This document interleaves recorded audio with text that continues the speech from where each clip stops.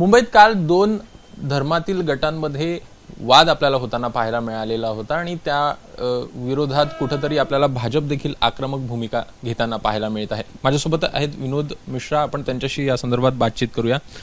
विनोदजी, कशा प्रकारे बघताय जो काल एकूणच जी घटना घडली होती, परवा जी घटना घडली, त्याचे पडसाद हे मोठ्या प्रमाणात उमटताना पाहायला मिळालेले आहे। कुठेतरी आक्रमक भूमिका ही भाजपकडनं येताना दिसते। काय की पहिला तर हे दोन गटात वाद नव्हता, हे फक्त एक गटचे लोक होते। त्यांनी धार्मिक अँगल देऊन गुढीपाडवाच्या दिवशी आमचे एक विसुंदी परिषदची शोभायात्रा निघणार होती, त्यामध्ये सामील होण्याकरता दोन युवक भगवा झेंडा घेऊन आणि रिक्षेमध्ये बसून, ते लहान नाबालिक होते, ते जात होते आणि त्याच्या मागे बाईकवर 2-3 लोक होते। त्यांना पठाणवाडीमध्ये बघून जे औरंगजेबी मानसिकताचे लोक आहेत त्यांना अडवून त्यांच्यावर हल्ला केला आहे। तिथे पोलीस आली आणि पोलिसाने जे झटापट आहे ते सोडवण्याचा प्रयत्न केल्यानंतर ते पुढे गेले।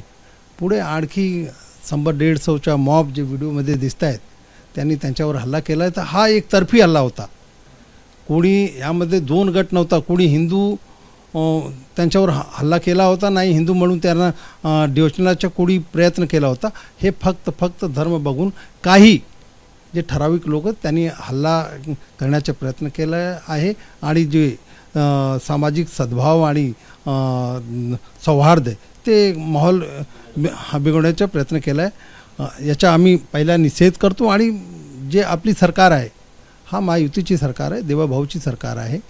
ही सरकार कोणालाही सोडणार नाही। जे दोषी आहेत त्यांना शोधून, ते कुठेही लपले असतील त्यांना शोधून त्यांच्यावर कारवाई होणार।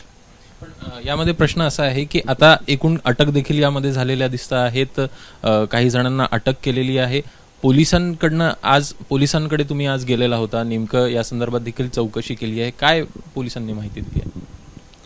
पोलिसांसोबत आम्ही आज आमचे आमदार, विधान परिषदेचे सदस्य राजहंस सिंगजी आणि जिल्ह्याचे अध्यक्ष आणि प्रमुख पदाधिकारी सोबत सिनियर साहेबांसोबत चर्चा केली।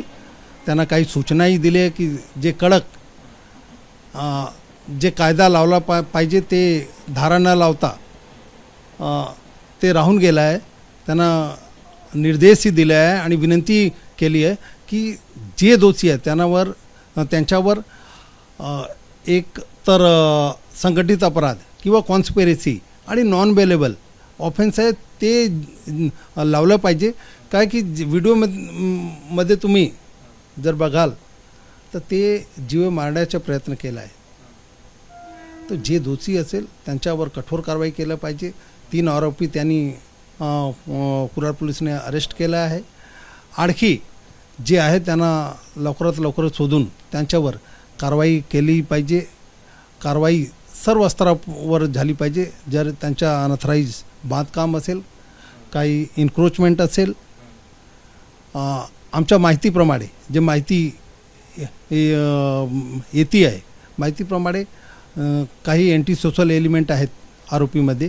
त्यांनी खूप अवैध बांधकाम केले आहे, शासकीय जमीनवर आणि प्रायव्हेट जमीनवर त्यांनी इन्क्रोचमेंट केलं। त्यांच्यावर सगळ्यावर हे व्हेरीफाय करून महानगरपालिके आणि पोलीस प्रशासनातर्फे योग्य कारवाई केली जाईल, योग्य वेळी योग्य कारवाई केली जाईल। एकूणच नागपूर पॅटर्न मुंबईत देखील चालावा ही मागणी आहे तुमची? नागपूर पॅटर्न सिर्फ मुंबईत नाही तर सर्व महाराष्ट्रात। हा माननीय मुख्यमंत्री देवेंद्र फडणवीस साहेबांची सरकार आहे। आम्ही कोणाच्या विरोधात नाही।